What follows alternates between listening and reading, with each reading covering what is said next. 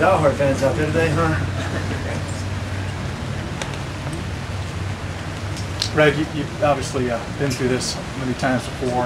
What's different maybe about this year, this situation, at this point in your life, being the leader of the Vikings? How do you approach this game? I really don't approach any year different than any other. Every year is a new beginning. I do know that you can't live on your past glory, and it's a chance for you for a new opportunity. And obviously, this is it's a new coaching staff, new regime that's come in here. A lot of new players, more so than other years, and so just excited about the season. And every time you get a chance to practice, every time you get a chance to play, you're going to play with a purpose. And we'll have 1,000 reps to take course to the training camp, but you want to make every play count and every play with a purpose, and hopefully it carries over the course of the season. Just quickly, knowing a lot of coaches, do you find that new coaches have to kind of grab the attention of the team? Maybe they have somebody. Do they have to kind of do something to set their own tone? And has Brad done that?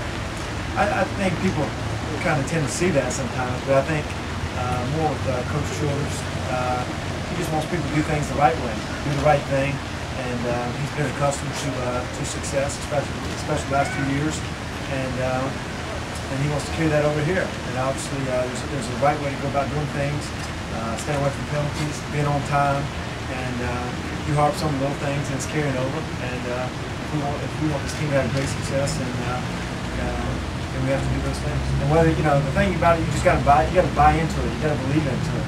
If he wants to go for it on 4th and 1, we got to go for it. If he wants to practice in the rain, practice in the rain. So whatever he says, we just got to buy into it. Brad, how do you feel about the group of wide receivers that we have again this year? Like the way they work? Yeah, obviously I play with all, especially the 4 that we had last year. So I feel very comfortable with those guys, with Marcus, Troy, Travis, and Corin. And I think they're all guys that they're very dependable. They run the right routes. I think what's great about those guys is the communication level is there.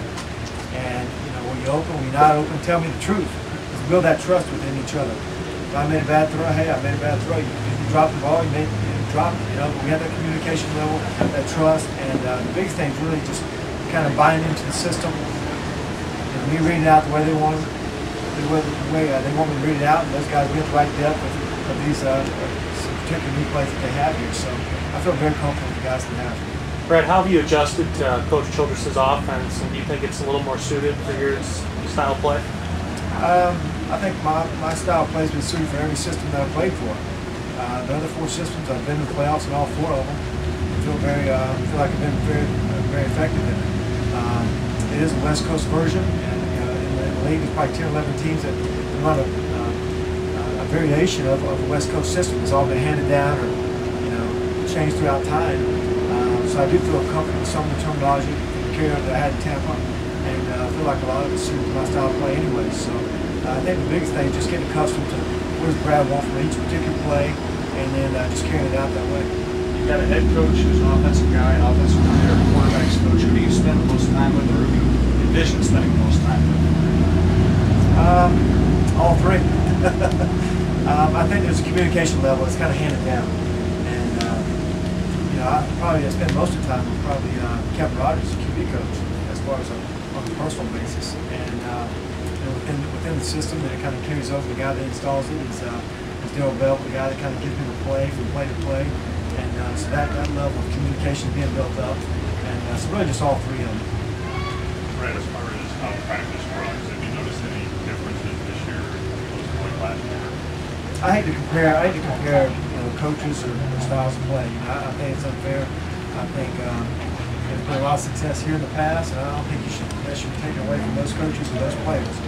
This is a new chance for a lot of new coaches, a lot of new players here, and we'll build our own success here. And the level of tempo's high in practice. You're not complete balls. You're not get things done.